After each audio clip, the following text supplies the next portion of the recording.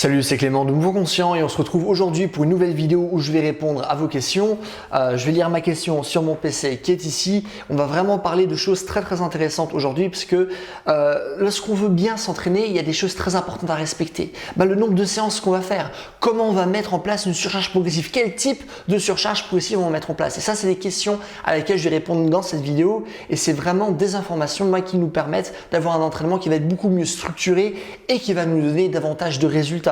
Que ce soit par rapport à la force, la souplesse, l'endurance, la vitesse, la coordination, peu importe. Ok ? Donc oui, d'ailleurs aussi toujours dans mon salon, flemme d'aller dans mon studio, toujours ma casquette parce que flemme de me coiffer. Donc voilà, on travaillera avec ces conditions aujourd'hui et probablement également pour la vidéo de demain. Ça marche ? Donc, je vais lire la question de Christelle. Alors, salut Clément, pourrais-tu expliquer à quelle fréquence un entraînement ciblé ou généraliste est efficace? Faut-il des moments de repos? Faut-il augmenter la charge rapidement? En bref, comment fonctionnent les paliers? Je suis très curieuse de comprendre les processus neuromusculaires, mais pas évident de trouver quelque chose de vulgarisé. Ok. Donc, alors déjà, ça c'est des questions auxquelles j'ai déjà répondu avec avec beaucoup de ressources scientifiques, ce genre de choses. Donc, si ça vous intéresse et si vous voulez avoir davantage d'informations, je vous invite à regarder sur ma chaîne. Donc là, on va vraiment essayer de vulgariser tout ça. Ok ? Alors, on va commencer par le premier point, qui est quelle fréquence d'entraînement. Alors quelle fréquence d'entraînement? Déjà, ça va dépendre de quelle qualité physique. Ok ? Si je travaille la force, je travaille la souplesse, est-ce que je travaille la vitesse, ce genre de choses. Et même à l'intérieur d'une qualité physique, faut être précis parce qu'il existe différents types de vitesse, différents types de force, différents types d'endurance, etc. Si on reprend la vitesse, si maintenant je fais vraiment juste du travail de sprint pur et dur, imaginons sprint Usain Bolt 100 mètres. Usain Bolt va juste faire ce genre de sprint une seule fois par semaine. Pas plus. Pourquoi? Parce qu'il doit vraiment travailler avec une très forte intensité. Pour travailler avec cette intensité maximale, il doit être ultra frais. Il ne doit pas accumuler de fatigue. Donc c'est vraiment quelque chose qu'il va faire en début de séance et en début de semaine. Ok? Ça ne veut pas dire qu'il fera pas d'autres entraînements de vitesse dans la semaine, bien sûr que si, mais lorsqu'on parle de sprint pur et dur, il va seulement avoir une seule séance de max dans la semaine. Ok ? Néanmoins, si maintenant je parle juste de la force de manière générale, ce qu'on dit, c'est que c'est bien de travailler un groupe musculaire, par exemple, au moins 2 fois dans la semaine. Ok ? Donc là, c'est déjà juste pour se donner une certaine idée, que ça va dépendre tout simplement de la qualité physique. Deuxièmement, ça va aussi dépendre de ton objectif, ok? Parce qu'en fonction de ton objectif, on va utiliser finalement différentes méthodes d'entraînement. Que tu me dises maintenant, ok, mon objectif c'est de faire le grand écart, ou mon objectif c'est de savoir faire le grand écart lors d'un saut, ton entraînement ne va pas du tout être le même. Pourquoi? Parce que la plupart des gens qui arrivent juste à faire un grand écart de manière passive, n'arriveront pas à faire ce même grand écart dans un saut parce que c'est des qualités totalement différentes et la souplesse ne va pas du tout être la même. Ok ? Donc si imaginons on travaille sur un grand écart lors d'un saut, les contraintes de force vont être beaucoup plus élevées, donc on va beaucoup plus travailler la force. On va aussi beaucoup travailler la souplesse de manière dynamique avec par exemple des battements, ce genre de choses. Alors que c'est pas forcément quelque chose que je mettrais juste si tu veux faire ton grand écart de manière passive, parce que par exemple les battements, on aura un volume qui sera très élevé. On va le faire 3, 4, 5 fois dans la semaine. Alors que si je te fais juste du travail traditionnel de souplesse, imaginons avec des étirements progressifs chargés, je vais simplement travailler 2 fois dans la semaine. Ok ? Donc il y a vraiment plein de facteurs à prendre en compte. C'est pas les questions que tu poses, même si elles sont intéressantes, elles sont vraiment très générales. Et donc moi je peux que donner des réponses générales. Il faudrait que ce soit beaucoup plus spécifique pour que je puisse te dire vraiment ok, fais ça. Ça marche? Mais voilà, comme pour donner un ordre d'idée, imaginons si je fais du travail de force ou de souplesse, même d'endurance de manière générale. Bien sûr, ça dépend de l'intensité avec laquelle on va travailler, mais travailler 2 fois dans la semaine, c'est une bonne chose. Vraiment, vous pouvez avoir vos grands écarts en travaillant seulement 2 fois votre souplesse dans la semaine, en ayant finalement des méthodes d'entraînement qui sont suffisamment bonnes. Donc, si vous faites par exemple des étirements progressifs chargés 2 fois dans la semaine, ça va être suffisant pour, au bout d'un moment, sur une période suffisamment longue, avoir vos grands écarts si vous travaillez avec une intensité suffisamment grande.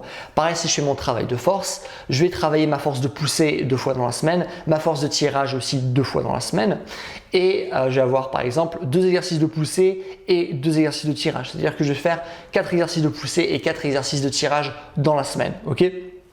Donc voilà, ça peut te donner une bonne idée. Généralement, faire 2 séances dans la semaine peu importe quelle qualité physique, si les séances sont bonnes, c'est suffisant. Là, je parle vraiment de manière très schématisée. Maintenant, si vous êtes un athlète, je vous dirais pas ça. Là, on parle juste de personnes qui font du sport dans une perspective de préparation physique, dans une perspective de mouvement. Ça marche. Si c'est pour les sports, ma réponse serait totalement différente. Ok. Donc voilà, ça c'est mon premier élément de réponse. Faut-il des moments de repos? Oui, carrément ultra important. Vraiment, nous lorsqu'on s'entraîne, on se concentre souvent juste sur ce qui est visible, les séries que je peux faire, le poids que je peux soulever, etc. Mais on ne se concentre pas beaucoup sur ce qui est invisible, c'est-à-dire la récupération. Et imaginons si je fais une séance ultra intense avec de la résistance accommodée, où je fais par exemple des pauses entre chaque répétition pour travailler vraiment une très forte intensité, et ben, je ne vais pas pouvoir faire le même entraînement 2 jours après. Ça va me prendre 3-4 jours au minimum, voire même une semaine pour que je puisse de nouveau être capable de faire la même séance. Et vu que la plupart des gens se concentrent simplement sur ce qui est visible, ils disent ah, ok, toujours plus de volume, toujours plus de volume, toujours plus de volume. Mais plus de volume n'est pas forcément égal à plus de résultats. Parce que vous pouvez travailler avec une très forte intensité, avec beaucoup de récupération, ça va être amplement suffisant pour beaucoup progresser en force et en souplesse. Donc la récupération, c'est ultra important. Et souvent, les gens qui font du travail de force, la récupération n'est tout simplement pas assez grande. Que ce soit la récupération entre les séries, où il y a par exemple juste une minute pour de la muscu, ok, allez-y, on s'en fout. Pour du travail de force, 1 minute, c'est pas une bonne chose. On veut 90 secondes, on veut 2 minutes, 3 minutes, voire même plus. Plus on aura de récupération, plus on va être frais, plus on pourra travailler avec une forte intensité et plus on aura de résultats de manière générale lorsqu'on parle de la force. C'est vraiment la règle de Zatchersky. Travailler avec la plus forte intensité possible, avec le plus de volume possible, toujours en étant frais, c'est-à-dire sans accumuler de fatigue. C'est pour ça qu'il y a aussi des techniques de mettre des exercices en paire. Par exemple, c'est une technique qui a été pas mal popularisée par Charles Poliquin, où au lieu de faire par exemple 4 séries de traction, puis 4 séries de pompes, je vais faire une série de traction, une série de pompes, une série de traction, une série de pompes, ainsi de suite, parce que comme ça je fais toujours le même nombre de séries, mais il y a davantage de récup avant que je travaille de nouveau le même groupe musculaire, ok, ce qui est vraiment une bonne chose, parce que donc plus de récup, plus d'intensité, plus de résultats. Donc voilà, faut-il des moments de repos? Oui. Faut-il augmenter la charge rapidement? Oui. Sans surcharge progressive, il n'y a pas de progression. Ok, vous ne pouvez pas simplement juste faire le même entraînement avec les mêmes poids pendant 3 mois et espérer de beaucoup progresser. C'est pas comme ça que ça marche. Le corps s'adapte relativement vite. Il faut toujours augmenter l'intensité du stimulus, enfin ou changer le stimulus d'une certaine manière pour que le corps continue à s'adapter. Bien sûr, on ne veut pas le changer tout le temps, on ne veut pas changer le stimulus tout le temps, genre toutes les semaines. Pourquoi? Parce qu'à ce moment-là, le corps n'a pas le temps de s'adapter, mais on veut qu'il s'adapte et une fois qu'il s'est relativement adapté, on va légèrement changer le stimulus, on va augmenter l'intensité pour augmenter le palier. Du coup, le corps sera obligé de nouveau s'adapter à cette nouvelle intensité et ainsi de suite. Et c'est ça qui va nous faire progresser sur le long terme. Néanmoins, il y a différentes manières de mettre en place une surcharge progressive. Ça va dépendre des auteurs, mais généralement, on en distingue 2. On a la progression par plateau et on a une progression qui sera beaucoup plus linéaire. Une progression linéaire, ça va être quoi?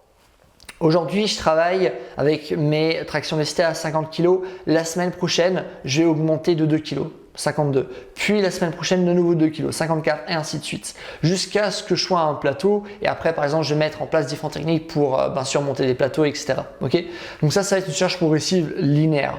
Ce qui est vachement bien pour les personnes qui sont assez expérimentées. C'est vachement bien. C'est vachement bien de plein de manières différentes. Le seul problème avec ce genre de choses, c'est que le risque de blessure est aussi beaucoup plus élevé. Ça va aussi dépendre des gens. Parce que du coup là, il y a toujours un nouveau stimulus et pour certaines personnes, ça va pas être super bien. Pour d'autres personnes, ça va être mieux d'avoir une progression en escalier ou en plateau. C'est-à-dire que par exemple, pendant 1 mois, je vais garder le même entraînement, la même intensité et juste une fois que mon corps se sera adapté, je vais de nouveau augmenter l'intensité et je vais garder la même chose pendant 1 mois et ainsi de suite. Donc ça fait vup, hop, donc l'intensité constante, j'augmente, intensité constante, j'augmente, intensité constante, j'augmente, intensité constante, etc. Donc c'est une progression en escalier, contrairement à la première progression qui est plus rapide d'ailleurs. Donc voilà, chaque Finalement, chaque progression a des bienfaits et a des méfaits. Donc la première progression est plus rapide. Mais voilà, comme je l'ai dit, il y a comme des risques où ça va plutôt être hop. Du coup, au lieu que ce soit des escaliers, c'est hop, je vais monter, plateau, je descends, hop, je vais monter, plateau, je descends, hop, je vais monter, etc. Ok? Pas forcément dans cet ordre-là, mais voilà, c'est juste pour vous donner une certaine idée. Donc voilà ce qu'on va faire, mais de manière générale, si je peux augmenter la charge, je vais augmenter la charge, ok? Et il faut vraiment le faire aussi de manière intelligente, parce que si vous augmentez la charge à chaque fois, mais vous avez des entraînements genre avec un volume à très forte intensité qui est genre incommensurable, genre vous travaillez votre traction une main et vous le faites 3-4 fois par semaine, ce qui n'est vraiment pas une bonne chose, ben vous allez vous blesser, ok? Mais ce qui va vous blesser, c'est beaucoup moins la charge progressive, mais plus la structure d'entraînement que vous avez choisie, ok? Donc voilà, mais généralement, vous devez toujours augmenter l'intensité de vos séances. Vous devez toujours avoir une surcharge progressive parce que c'est ça qui nous fait progresser, que ce soit en force, même en souplesse. Hein. La plupart des gens, pour gagner en souplesse, ils vont juste tenir, hop, je tiens ma jambe, vas-y, je vais juste rester dans cette position le plus longtemps possible. C'est pas ça qui fait progresser. Il faut toujours avoir une surcharge progressive. Peu importe la qualité physique que vous travaillez. La coordination, c'est la même chose. Par exemple, les gens qui travaillent leur poirier, mais font toujours les mêmes séries de poiriers, et ben avec les mêmes temps, etc. C'est pas ça qui fait progresser. Il faut une putain de charge progressive. Pareil pour l'endurance, pareil pour la vitesse. C'est la même chose pour toutes les qualités physiques. Dès qu'on peut augmenter la charge, eh ben, on le fait. Ça marche de manière schématisée. Il y a toujours des exceptions, mais voilà. Écoute, voilà, j'ai répondu à ta question. Si vous avez des questions, des choses que vous ne comprenez pas, n'hésitez pas à me les mettre dans les commentaires. Je réponds à tout le monde comme d'habitude. Si vous avez aimé la vidéo, n'hésitez pas à mettre un j'aime, et comme ça ma vidéo sera mieux répertoriée. Et voilà, et si vous voulez un programme qui prend justement en compte ce genre de choses, qui vous explique comment vous entraîner, comment créer vos propres programmes de force, de souplesse, d'endurance, de vitesse, de coordination, mais un programme qui vous donne aussi, en plus déjà des ressources théoriques pour créer vos propres entraînements, mais aussi des ressources pratiques avec des entraînements que vous pouvez suivre, où je vous parle aussi des meilleurs exercices que vous pouvez utiliser pour justement devenir fort et devenir souple. Un programme qui parle aussi de rééducation, qui parle de mouvement de manière générale. Si ça vous intéresse, c'est le premier lien dans la description. Et voilà, c'est tout. Bye!